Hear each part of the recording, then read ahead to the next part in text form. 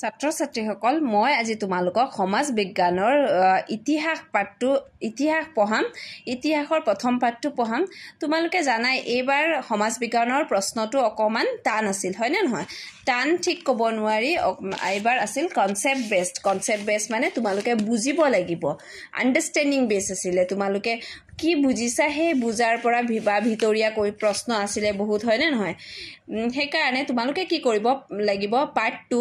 একদম ধুনিয়াকে বুজি পাব লাগিব আৰু ইতিহাসটো এনে মানুহে সাধাৰণতে অকন এলাহ কৰে পঢ়িবলৈ কিন্তু ইতিহাসটো পঢ়িলে বৰ ইন্টাৰেষ্টিং সাবজেক্ট এটা হয় ধুনিয়াকে পঢ়ি গলে আৰু এটো কি হয় ক্ৰমান্বয়ে পঢ়িব লাগিব যেনেকে বংগ বিভাজনটো 1905 চনৰ পৰা 11 চনলৈকে হৈছিল তাৰ পিছত 1911 চনৰ পৰা আছে তেনেকে তোমালোকৰ এই ইতিহাসৰ এই কিতাপখনত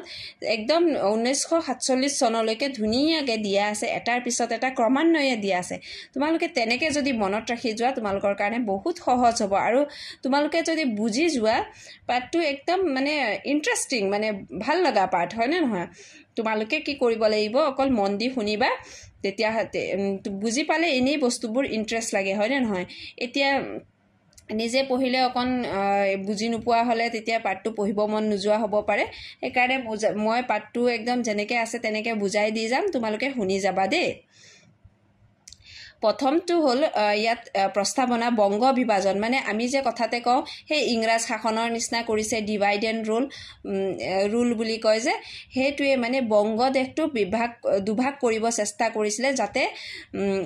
ব্ৰিটিছে কি কৰিছিলে আমাৰ ব্ৰিটিছ শাসনটো তোমালোকে জানাই ভাৰতবৰ্ষত 200 বছৰ ব্ৰিটিছ শাসন আছিল আৰু এই ব্ৰিটিছ শাসনত মানুহবোৰে বহুত অত্যাচাৰ সহিবলগীয়া হৈছিল আৰু তেতিয়া ব্ৰিটিছে নিজৰ সুবিধাৰ কাৰণে কি হৈছিল কৰিব লৈছিলে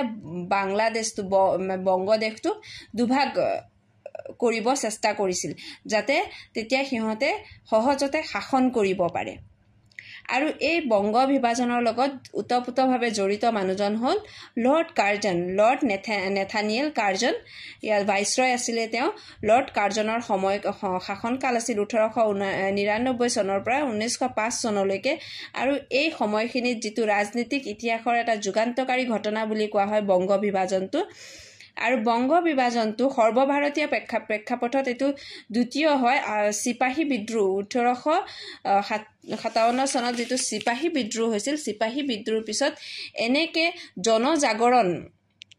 হোৱাটো বংগ বিভাজনটো দ্বিতীয় জনজাগৰণ আছিল আৰু এই বংগ বিভাজনৰ জনজাগৰণে ব্ৰিটিছক কি কৰিছিল চিন্তিত কৰি তুলিছিল লৰ্ড ভাইসৰয় কাৰ্জনে পূৰ্ব বংগক অসমৰ সৈতে সংলগ্ন কৰি পূৰ্ব বংগ আৰু অসম নামৰ এখন প্ৰদেশ গঠন কৰিছিল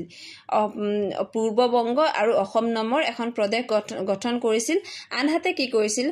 যিবোৰ পূৰ্ব বংগ তাৰ পিছত পশ্চিম বংগ থাকি গৈছিল নে নাই বা বংগদেশৰ পশ্চিম খণ্ডৰ সৈতে বিহাৰ উৰিষ্যা আগৰ দৰে ৰাখিছিল এনেকে ভাগ কৰাৰ কথা চিন্তা কৰিছিল আৰু এই যেটো ভাগ কৰাৰ কথা বিভাজন কৰাৰ কথা চিন্তা কৰিছিল এই বংগ বিভাজনক কেন্দ্ৰ কৰি সমগ্ৰ দেশ ঐক্যবদ্ধ হোৱাৰ লগতে ভাৰতীয়ৰ মনত জাতীয় চেতনাৰ ক্ষেত্ৰত এটা নতুন যুগৰ সূচনা হৈছিল এই বংগ বিভাজনৰ পৰাই সেই কাৰণে এই প্ৰকৃত পক্ষে ব্ৰিটিছ শাসনৰ বিপক্ষে বংগ বিৰোধী আন্দোলনটো আছিল সৰ্বভাৰতীয় পৰ্যায়ৰ প্ৰথমটো সক্ৰিয় জাতীয় সংগ্ৰাম এটো প্ৰথমটো সক্ৰিয় জাতীয় সংগ্ৰাম বুলি কিয় কৈছে কাৰণ ইয়াৰ আগৰটো আছিল সিপাহী বিদ্ৰোহ অকল সিপাহীসকলে বা কিছু সংখ্যক লোকেহে ইয়াত যোগদান কৰিছিল গোটেই সৰ্বভাৰতীয় পৰ্যায়ৰ নাছিল সেই কাৰণে এই বংগ বিভাজনটো সৰ্বভাৰতীয় পৰ্যায়ৰ প্ৰথমটো জাতীয় সংগ্ৰাম আছিল বুলি কোৱা হৈছে মনত ৰাখিবা দেই এটো মনত ৰাখিবলগীয়া কথা তাৰ পিছত এতিয়া আমি এই অধ্যায়ত বংগ বিভাজনৰ ঐতিহাসিক পটভূমি আৰু স্বদেশী আন্দোলনৰ বিষয়ে আলোচনা কৰিম প্ৰথমতে আমি বংগভংগৰ পটভূমি কেনেকে বংগভংগ আৰম্ভ হৈছিল বংগটো ভংগ কৰিবলৈ কেনেকে আৰম্ভ কৰিছিল ইয়াৰে একৰ পৰা আৰম্ভ হৈছিল কেনেকে আৰম্ভ হৈছিল আমি গুটেখিনি বুজি যাম তোমালোকে একদম মনত ৰাখি যাবা কথাখিনি কি হৈছিল ঘটনা কি হৈছিল হেখিনি মনত ৰাখিলে প্ৰথম আমি এতিয়া আৰম্ভ কৰ পৰা কৰিম 1700 73 চনৰ পৰা প্ৰথম এতিয়া তোমালোকে আগৰখিনি ইন্ট্ৰোডাকশন আছিলে এতিয়া এই চনটোৰ পৰা তোমালোকে মনত ৰাখি যাব লাগিব 1773 আৰম্ভণি চনটো হ'ল 1773 চন বুজি পাইছা এটো মনত ৰাখিব লাগিব 1773 খ্ৰীষ্টাব্দত কি হৈছিল নিয়ন্ত্ৰণকাৰী আইন আনিছিল মানে ৰেগুলেটিং এক্ট আনিছিল নিয়ন্ত্ৰণকাৰী আইন আনিছিল কোনে আনিছিল ইংল্যান্ড চৰকাৰে আনিছিল প্ৰৱৰ্তন কৰি বংগ প্ৰেসিডেন্সিৰ গভৰ্ণৰ পদটো গভৰ্ণৰ জেনেৰেল কৰিছিল যেটো গভৰ্ণৰ অকল গভৰ্ণৰ পদ আছিল এই পদটো কি কৰিছিল গভৰ্ণৰ জেনেৰেল পদ কৰি পেলাইছিল পদলৈ উন্নতি কৰিছিল আৰু এই ব্যৱস্থাটোৰ দ্বাৰা মুম্বাই আৰু মাদ্ৰাজৰ গভৰ্ণৰ দুটাক ফৰ্ট উইলিয়ামৰ গভৰ্ণৰ জেনেৰেলৰ তলতীয়া কৰিছিল ফৰ্ট উইলিয়াম ক'ত আছে কলকাতাত আছে তোমালোকে এতিয়াও যদি কেতিয়াবা কলকাতা ফুৰিব যোৱা তেতিয়া তোমালোকে ফৰ্ট উইলিয়াম দেখিবলৈ পাবা এই কলকাতা বংগদেশৰ যেটো প্ৰেসিডেন্সি আছিল গভৰ্ণৰ পদটো গভৰ্ণৰ জেনেৰেল কৰিছিল এই গভৰ্ণৰ জেনেৰেল জনৰ নাম ফৰ্ট উইলিয়াম তেওঁৰ তলত কি কৰিছিল যেতিয়া মুম্বাই আৰু মাদ্ৰাজৰ গভৰ্ণৰ দুজনকো তেওঁৰ তলত কৰি দিছিল আৰু তাৰ পিছত গভৰ্ণৰ জেনেৰেল গৰাকীৰ শাসনত কৃতিত্ব বিশাল হোৱাৰ পৰিপ্ৰেক্ষিতত বংগ প্ৰদেশ শাসনৰ দায়িত্ব এগৰাকী লেফটেনেণ্ট গভৰ্ণৰৰ হাতত অৰ্পণ কৰে যদিও উত্তৰ আৰু পূব ভাৰতৰ বিশাল এলেকা আৱৰি ৰখা বংগ প্ৰদেশৰ সুশাসন এজন লেফটেনেণ্ট গভৰ্ণৰৰ দ্বাৰা বৰ্তাই ৰখাটো সম্ভৱ হৈ উঠা নাছিল এতিয়া ইমান ডাঙৰ এলেকা এটা এজন লেফটেনেণ্ট গভৰ্ণৰে পৰিচালনা কৰাটো সম্ভৱ হৈ উঠা নাছিল সেয়েহে কি কৰিছিল সিপাহী বিদ্ৰোহৰ পিছত ভাৰতীয় শাসনিক ব্যৱস্থাটো নতুনকৈ সজাই তোলাৰ প্ৰক্ৰিয়া হাতত লোৱা হৈছিল যেতিয়া সিপাহী বিদ্ৰোহ হ'ল তাৰ পিছত ইংল্যান্ডৰ গৃহ চৰকাৰ আৰু ভাৰত চৰকাৰৰ মাজত বিস্তাৰিত আলোচনা হ'ল এই আলোচনাৰ পিছত এটা বিশাল এলেকা বংগদেশৰ পৰা বিচ্ছিন্ন কৰাৰ সিদ্ধান্ত গ্ৰহণ কৰা হৈছিল এই সিদ্ধান্ত মৰ্মে ইংল্যান্ড চৰকাৰ আৰু ভাৰত চৰকাৰৰ মাজত যেটো সিদ্ধান্ত হৈছিল সেই সিদ্ধান্ত মৰ্মে যে বিশাল এলেকা এটা বংগদেশৰ পৰা বিচ্ছিন্ন কৰিবলৈ সেই উদ্দেশ্য আগত ৰাখি ব্ৰহ্মপুত্ৰ উপত্যকাৰ কিছু ছখন জিলা যেনেকৈ গোৱালপাৰা কামৰূপ নগাঁও দৰং শিৱসাগৰ লখিমপুৰ এই ছখন জিলা আৰু লগতে খাচিয়া জয়ন্তীয়া পাহাৰ নাগা পাহাৰ গাৰো পাহাৰ কাছাৰ আৰু শ্ৰীহট্ট সংলগ্ন কৰি এই জিলাখনক আৰু এই ৰাজ্যকেইখনক সংলগ্ন কৰি 1874 খ্ৰীষ্টাব্দৰ 7 ফেব্ৰুৱাৰী এটো একদম ইম্পৰ্টেন্ট এটো মনত ৰাখিবা 1874 খ্ৰীষ্টাব্দৰ 7 ফেব্ৰুৱাৰী তাৰিখে অসম নামৰ প্ৰদেশখন গঠন কৰা হয় অসম প্ৰদেশখন কেতিয়া গঠন কৰা হয় এই প্ৰশ্নটো একদম গুৰুত্বপূৰ্ণ প্ৰশ্ন কেতিয়া 1874 খ্ৰীষ্টাব্দত 7 ফেব্ৰুৱাৰী তাৰিখে অসম প্ৰদেশ গঠন কৰা হয় আৰু এই নৱগঠিত প্ৰদেশৰ চিফ কমিশনাৰ মুখ্য আয়ুক্ত অসমৰ মুখ্য আয়ুক্ত কোন আছিল প্ৰথম চিফ কমিশনাৰ কোন আছিল কৰ্নেল R.H. কেটিং মনত ৰাখিবা কৰ্নেল R.H. কেটিংছ আছিল প্ৰথম চিফ কমিশনাৰ যেটো নৱগঠিত অসমৰ এই অসমখন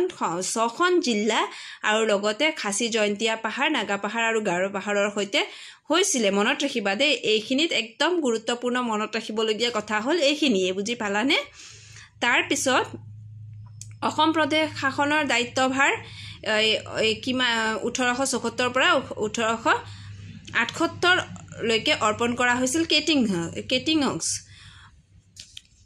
এই ঐতিহাসিক মতে এয়া আছিল বংগ বিভাজনৰ প্ৰথমটো পদক্ষেপ অসম প্ৰদেশটো ভাগ হৈ গ'ল হয় নে নহল এইটো প্ৰথম পদক্ষেপ হ'ল বংগ বিভাজনৰ দে তাৰ পিছত 1905 চনত বংগ বিভাজনৰ ক্ষেত্ৰত দুই ইংৰাজ বিষয়াই লৰ্ড কাৰ্জনক বিশেষভাৱে সহায় কৰিছিল কোনে কোনে সহায় কৰিছিল মধ্যপ্ৰদেশৰ চিফ কমিশনাৰ আৰু অসমৰ চিফ কমিশনাৰে সহায় কৰিছিল এতিয়া ইম্পৰ্টেন্ট কথাটো হ'ল ইয়াত মধ্যপ্ৰদেশৰ চিফ কমিশনাৰজনৰ নাম মনত ৰাখিবলগীয়া কথা এন্ড্ৰিউ ফ্ৰেজাৰ আছিল তেওঁৰ নামটো এন্ড্ৰিউ ফ্ৰেজাৰ আছিল তেওঁৰ নামটো মধ্যপ্ৰদেশৰ চিফ কমিশনাৰ আৰু অসমৰ চিফ কমিশনাৰজনৰ নাম হ'ল ব্যামফিল্ড ফুলাৰ এই জনৰ নাম একদম ইম্পৰ্টেন্ট এই দুজনৰ নামটো তোমালোকে মনত ৰাখিবা ইয়াতে আমি ইয়াত দিয়া কথাখিনিও মনত ৰাখিব লাগিব ভাৰতৰ দ্বিতীয় কাৰ্যকাল আছিল ৰবাৰ্ট ক্লাইভৰ আৰু লৰ্ড ডালহাউচিৰ সময়লৈকে প্ৰায় সমগ্ৰ ভাৰতবৰ্ষৰ ব্ৰিটিছ সাম্ৰাজ্যৰ উপনিৱেশ স্থাপন হোৱাৰ পিছত কলকাতা মুম্বাই মাদ্ৰাছত ইষ্ট ইণ্ডিয়া কোম্পানীৰ ঘাই কেন্দ্ৰ আছিলে কলকাতা মুম্বাই আৰু মাদ্ৰাছ হ'ল ইষ্ট ইণ্ডিয়া কোম্পানীৰ ঘাই কেন্দ্ৰ প্ৰত্যেকটো কেন্দ্ৰৰ সৰ্বোচ্চ শাসকগৰাকী যিটো একদম সৰ্বোচ্চ শাসকগৰাকীৰ নাম শাসকগৰাকীক কি বুলি কোৱা হয় প্ৰেছিডেণ্ট বুলি কোৱা হৈছিল আৰু বিষয়বাবৰ দিয়া হৈছিল আৰু প্ৰেছিডেন্সি তলতীয়া শাসন যন্ত্ৰটোক প্ৰেছিডেন্সি বুলি কোৱা হৈছিল সো মনত ৰাখিবা একদম ওপৰত যিটো প্ৰথম ফাৰ্ষ্ট শাসকজনৰ নাম কি আছিলে প্ৰেছিডেণ্ট বুলি কোৱা হৈছে আৰু তাৰ পিছত যেনেকৈ আমাৰ এতিয়া প্ৰেছিডেণ্ট থাকে তাৰপিছত প্ৰাইম মিনিষ্টাৰ থাকে হয়নে নহয় তেনেকৈ প্ৰথমজনক প্ৰেছিডেণ্ট তাৰ পিছৰজনক কি বুলি কৈছিল প্ৰেছিডেন্সি বুলি কৈছিল এতিয়া তোমালোকে প্ৰেছিডেণ্ট আৰু প্ৰেছিডেন্সিত কনফিউজ নহবা দেই প্ৰেছিডেণ্ট হ'ল প্ৰথম শাসকজন সৰ্বোচ্চ শাসকজন আৰু তাৰ তলতীয়াজনক প্ৰেছিডেন্সি বুলি জনা গৈছিল সেই সময়ত যেতিয়া মাদ্ৰাছ কলকাতা আৰু মুম্বাই ইষ্ট ইণ্ডিয়া কোম্পানীৰ আছিলে বুজি পাইছা এতিয়া আমি কি কৈ আছিলোঁ লৰ্ড কাৰ্জনৰ কথা কৈ আছিলোঁ লৰ্ড কাৰ্জনক কোনে সহায় কৰিছিলে চিফ কমিশ্যনাৰ দুজনে সহায় কৰিছিলে মধ্যপ্ৰদেশ আৰু অসমৰ মধ্যপ্ৰদেশৰজনৰ নাম আছিলে এণ্ড্ৰিউ ফ্ৰেজাৰ আৰু অসমৰজনৰ নাম আছিলে বোমফিল্ড ফুলাৰ আকৌ তাৰ পিছত ইয়াতে এটা কথা দিয়া আছে ইয়াণ্ডাবু সন্ধি কেতিয়া হৈছিল 1826 খ্ৰীষ্টাব্দত ইয়াণ্ডাবু সন্ধি হৈছিল আৰু 24 ফেব্ৰুৱাৰীত মনত ৰাখিবা আৰু এই সন্ধিৰ পিছতহে অসম বা ব্ৰহ্মপুত্ৰ উপত্যকা ব্ৰিটিছৰ অধীনত হৈছিল অসম বা ব্ৰহ্মপুত্ৰ উপত্যকা ব্ৰিটিছৰ অধীনত কেতিয়াৰ পৰা হৈছিল 1826 খ্ৰীষ্টাব্দৰ 24 ফেব্ৰুৱাৰী তাৰিখৰ পৰা বাকি ৰাজ্যবোৰ কেতিয়া হৈছিল ইয়াত দিয়া আছে তোমালোকে পঢ়ি ল'বা দেই এইখিনি মনত ৰাখিবলগীয়া কথা বুজাবলগীয়া নাই সেইকাৰণে নাই কোৱা মই তাৰ পিছত তোমালোকক এটা একদম ইম্পৰ্টেণ্ট প্ৰশ্ন কি আহিব কিহৰ কাৰণে এই বিভাজনটো বংগ বিভাজনটো বিচাৰিছিলে প্ৰথম হ'ল ভৌগোলিক সীমাৰ পৰিৱৰ্তন কৰাৰ প্ৰস্তাৱ ভাইসৰয় কাৰ্জনক দিছিল কোনে দিছিলে ভৌগোলিক সীমাৰ পৰিৱৰ্তন কৰাৰ প্ৰস্তাৱটো কোনে দিছিলে জানানে সেই মধ্যপ্ৰদেশৰ যে আছিলে 1901 খ্ৰীষ্টাব্দত ফ্ৰেচাৰে মধ্যপ্ৰদেশৰ যিটো চিফ কমিশ্যনাৰ আছিলে এণ্ড্ৰিউ ফ্ৰেচাৰ তেওঁ দিছিলে কিহৰ কাৰণে তেওঁলোকৰ সীমাটো বহুত ডাঙৰ হয় সেইকাৰণে পৰিচালনা কৰিবলৈ দিগদাৰ হৈছে সেইকাৰণে ভৌগোলিক সীমাৰ পৰিৱৰ্তন কৰাৰ প্ৰস্তাৱ দিছিলে তাৰ পিছত অসমৰ জনজনে কিহৰ কাৰণে দিছিলে অসমৰ চিফ কমিশ্যনাৰ আছিলে মুখ্য আয়ুক্ত কোন আছিলে ফুলাৰ তেওঁ চাহ ব্যৱসায় সম্প্ৰসাৰণৰ স্বাৰ্থত তেওঁ অসমৰ লগত ছত্তৰগ্ৰামক সংলগ্ন কৰাৰ প্ৰস্তাৱ দিছিল ছত্তৰগ্ৰাম যি আছিলে সেই চাহ ব্যৱসায়ৰ কাৰণে ভাল স্থান হ'ব বুলিয়ে সেই স্থানটোক অসমৰ লগত সংলগ্ন কৰিবলৈ ফুলাৰে কৈছিল এই দুজনৰ মতামতটো গম পাইছা নহয় প্ৰথমজনৰ আছিল ভৌগোলিক সীমাৰ পৰিৱৰ্তন কৰিব বিচাৰিছিলে যাতে তেওঁ জনসংখ্যা নিয়ন্ত্ৰণত ৰাখি সম্বলপুৰ আৰু উৰিষ্যাক বংগপ্ৰদেশৰ পৰা বিচ্ছিন্ন কৰি মধ্যপ্ৰদেশৰ লগত সামিল কৰাৰ প্ৰস্তাৱ দিছিল বুজি পাইছা আৰু ফুলাৰে কি কৰিছিলে ছত্তৰগ্ৰামক অসমৰ লগত লগ লগোৱাৰ কথা কৈছিল আৰু এই প্ৰস্তাৱটো কাৰ্জনৰ মনপুত হৈছিল লৰ্ড কাৰ্জনৰ মনপুত হৈছিল সেইকাৰণে তেওঁ এই বংগ বিভাজনটো হোৱাটো বিচাৰে তেওঁ এনেও প্ৰথমৰ পৰাই বংগ বিভাজনটো হোৱাটো বিচাৰিছিলে হয়নে নহয় এইখিনিতে মই তোমালোকক কি কৰোঁ আগৰ পৰা যাতে তোমালোকে এইখিনি বুজি পোৱা পাহৰি নোযোৱা আমি কি পঢ়িছোঁ এবাৰ চাই যাওঁ হয়নে নহয় এই লাষ্টৰখিনি বহুত গুৰুত্বপূৰ্ণ কি পঢ়িছোঁ সেইখিনি চাই যোৱাটো এতিয়া চোৱাচোন আমি কি পঢ়িছোঁ মনত ৰাখিবলৈ তোমালোকে ইয়াত কাৰ কথা মনত ৰাখিব লাগিব লৰ্ড কাৰ্জনৰ কথা এই বংগ বিভাজনৰ নামটোৰ লগত এই বংগ বিভাজন কাৰ দিনত হৈছিল ভাইসৰয় লৰ্ড কাৰ্জনৰ দিনত হৈছিল হয়নে নহয় এই কথাটো গুৰুত্বপূৰ্ণ আৰু এই বংগ বিভাজনটো হ'ল ভাৰতৰ প্ৰথম জনসংগ্ৰামৰ সূচনা মানে সকলোৱে সৰ্বভাৰতীয় প্ৰেক্ষাপটত এই প্ৰথম জনসংগ্ৰামৰ সূচনা আছিল আৰু চিপাহী বিদ্ৰোহৰ পিছত এইটো দ্বিতীয় আছিলে এইটো চিপাহী বিদ্ৰোহৰ পিছত হৈছিলে বুজি পাইছা ইয়াৰ পিছত তোমালোকৰ মনত ৰাখিবলৈ কথাটো হ'ল 1773 চনটো কি হৈছিল ৰেগুলেটিং এক্ট আহিছিল মানে নিয়ন্ত্ৰণকাৰী আইন 1773 চনত নিয়ন্ত্ৰণকাৰী আইন আহিছিল এই আইনৰ অধীনত গভৰ্ণৰৰ পদটো গভৰ্ণৰ জেনেৰেল হৈ গৈছিল গভৰ্ণৰটো গভৰ্ণৰ জেনেৰেল হৈ গৈছিল আৰু এই গভৰ্ণৰ জেনেৰেলৰ তলত বাকি মুম্বাই আৰু মাদ্ৰাছৰ গভৰ্ণৰ জেনেৰেলৰ তলত আহি গৈছিল এইখিনি গুৰুত্বপূৰ্ণ হৈ গ'ল বুজি পালা এইখিনি হয়নে নহয় এইখিনি গুৰুত্বপূৰ্ণ আছিলে তাৰ পিছত কি হ'ল ইংলেণ্ডৰ আৰু ভাৰত চৰকাৰৰ মাজত বিস্তাৰিত আলোচনা হৈছিল আলোচনা মৰ্মে কি কৰিছিল এই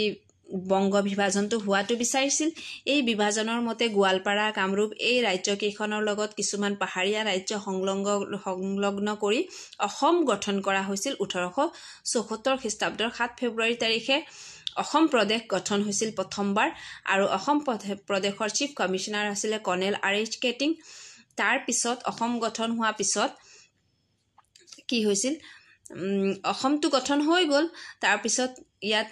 চিফ কমিশনাৰ R.H. কেটিং হল তাৰ পিছত এই আকৌ বংগ বিভাজনটো অকল অসম গঠন কৰাটোৱে বংগ বিভাজন নহয় বংগ বিভাজন হ'বলৈ আছে হয় নে নহয় সেই কাৰণে এই বংগ বিভাজনত মুখ্য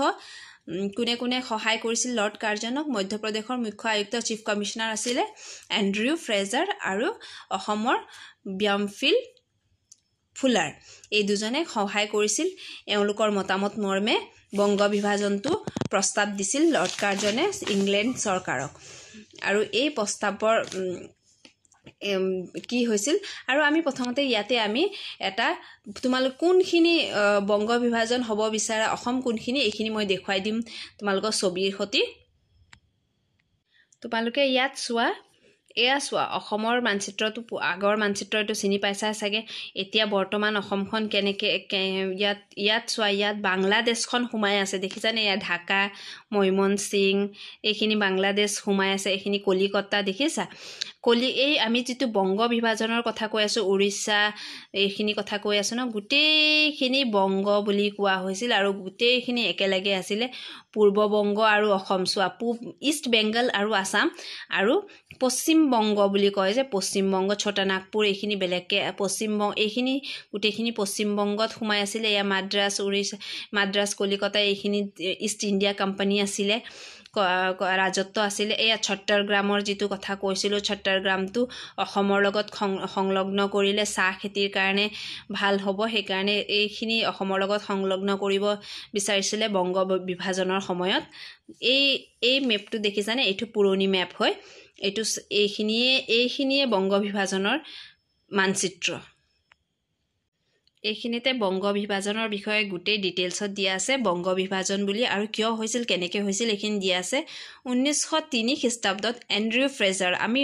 মনত আছে নে তোমালোকৰ এন্ড্ৰিউ ফ্ৰেজাৰৰ বিষয়ে যে কৈছিলো কি কৈছিলো তেওঁ কোন আছিল মধ্যপ্ৰদেশৰ চিফ কমিশনাৰ আছিল এন্ড্ৰিউ ফ্ৰেজাৰ হয় নে নহয় মনত আছে নে এন্ড্ৰিউ ফ্ৰেজাৰ এতিয়া কি হৈ গ'ল লেফটেনেণ্ট গভৰ্ণৰ পদত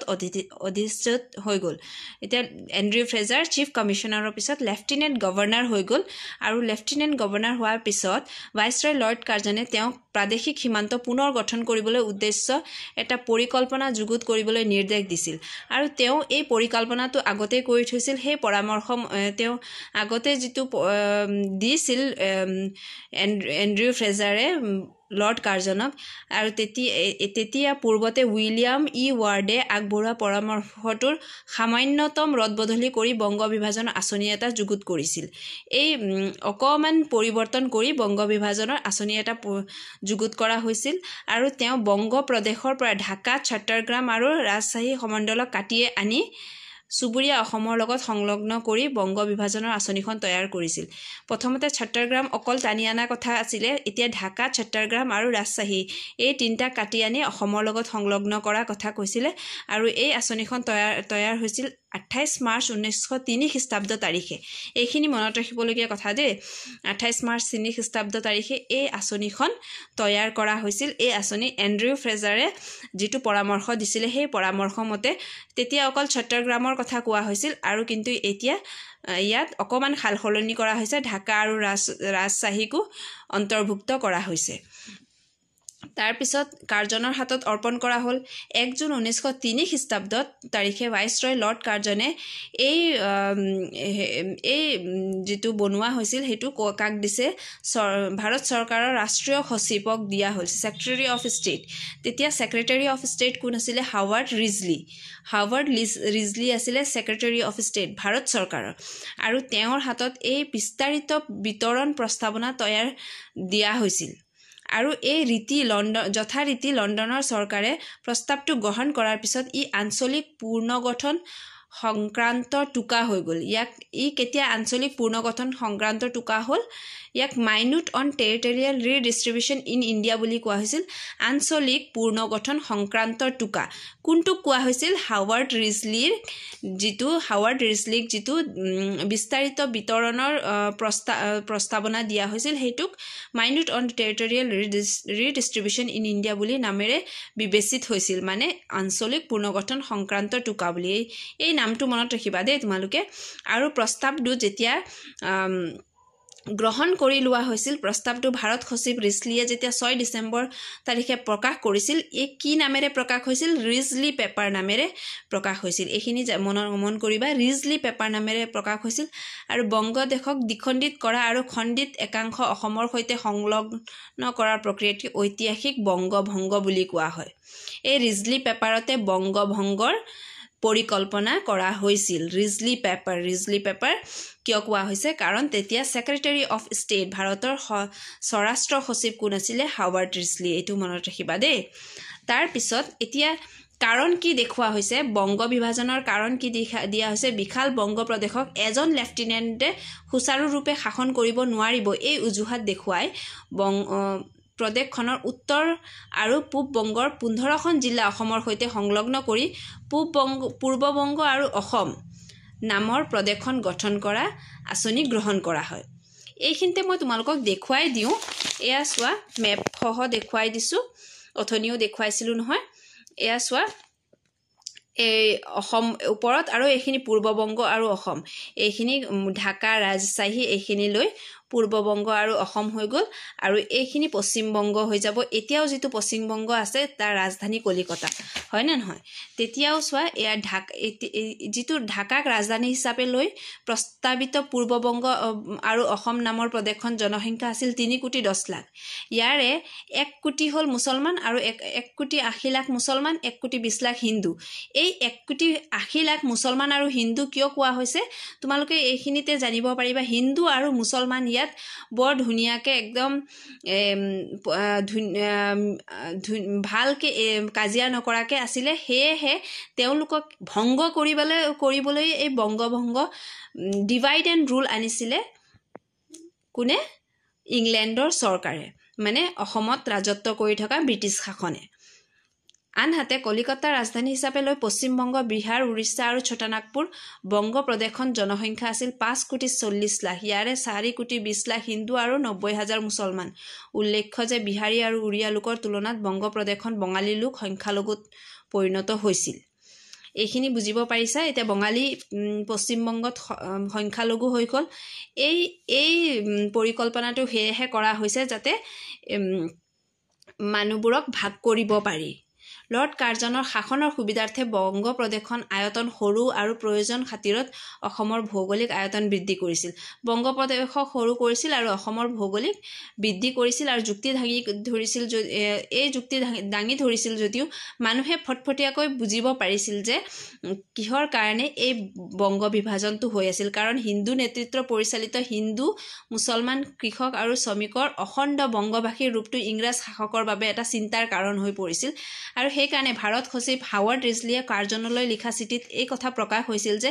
ঐক্যবদ্ধ বংগ এটা বৃহৎ শক্তি, ঐক্যবদ্ধ হৈ থকাৰ কাৰণে, এক হৈ থকাৰ কাৰণে এটা বৃহৎ শক্তি হৈ আছে, আৰু ইয়াক দ্বিখণ্ডিত কৰিলে, মানে ভংগ কৰিলে বৃহৎ শক্তি বংগ শক্তিক ভাঙি চুৰমাৰ কৰিব পাৰিব। এই কথা কোনে লিখিছিল? ৰিজলিয়ে লিখিছিল। কাক লিখি দিছিল? কাৰ্জনলৈ লিখা চিঠিত প্ৰকাশ হৈছিল। গতিকে বংগভংগৰ অন্তৰ্নিহিত উদ্দেশ্য আছিল হিন্দু আৰু মুছলমানৰ মাজত একতা ভাঙি দিয়া। এইখিনি চাগে তোমালোকে বুজি পাইছা। বংগভংগৰ উদ্দেশ্যটো বুজি পাইছা নহয়? উদ্দেশ্য সিদ্ধিৰ বাবে প্ৰয়োজন হৈছিল সাম্প্ৰদায়িক মনোভাৱৰ বিস্তাৰ ঘটোৱা। সেই সাম্প্ৰদায়িক মনোভাৱৰ বিস্তাৰ ঘটাই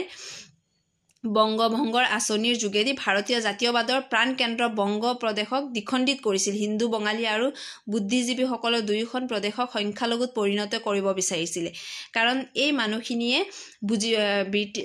ব্ৰিটিছ চৰকাৰে কৰি থকা ৰাজত্ব কৰি থকা এইখিনি গোটেই বুজিব পাৰিছিল। সেইকাৰণে ৰাজনীতিক দিশত অনগ্ৰসৰ মুছলমানসকলক ইংৰাজ শাসনৰ প্ৰতি অনুগত কৰিব বিচাৰিছিল। আনহাতে ভাৰতীয় জাতীয় সমাজত সাম্প্ৰদায়িকতাৰ বিগুটি সিঁচি দিয়াৰ পৰিকল্পনা হাতত লৈছিল। একে সময়তে তেওঁ ইংৰাজ বিদেশী চৰমপন্থীসকলক দমন কৰাৰ বাবে বংগভংগক এপাত অস্ত্ৰ হিচাপে বাছি লৈছিল। কিমান চালাকি কৰিছিল ব্ৰিটিছে যে মানুহখিনিক ভাগ কৰি তেতিয়াহে শাসন কৰিবলৈ সুবিধা হ'ব, সেয়েহে এই বংগভংগ কৰা হৈছিল। এতিয়াও যে মানুহে কয় ডিভাইড এণ্ড ৰুল, এইটোৱে ডিভাইড এণ্ড ৰুল আছিলে। বুজি পাইছা চাগে তোমালোকে? কিবা বুজি নাপালে ক'বা, তেতিয়া মই বুজাই দিব পাৰিম ভালকৈ।